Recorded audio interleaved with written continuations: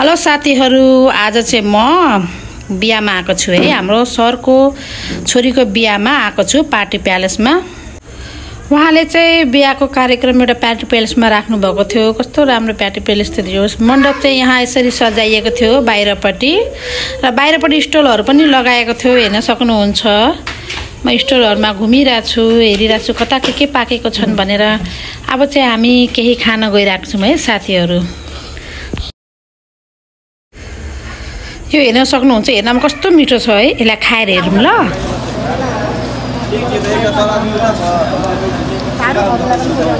कस्तो छ?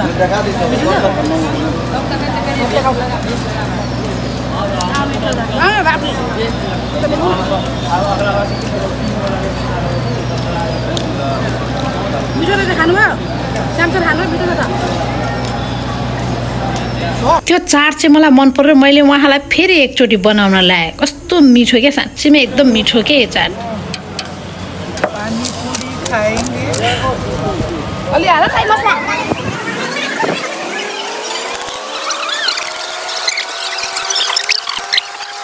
पानी खाने मान्छेको मुख खुल्दैन होला है। झन् आ हुन्छ। ए डरै आ भएछ त। मिठो लाग्यो?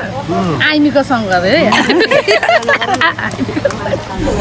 जो साथीहरु, पानीपुरी चाहिँ यति मिठो थियो नि। हामी साथीहरुले यति थपी खायौँ, यति थपी खायौँ कि कति खायौँ थाहै भएन क्या। त्यसपछि चाहिँ साथीहरु हामी खानातिर लाग्यौँ। खानामा हेर्न सक्नुहुन्छ सलाद थियो, 4 किसिमको सलाद थियो है। अनि मैले थाली भरे आफ्नो। अब मैले खाएँ ल।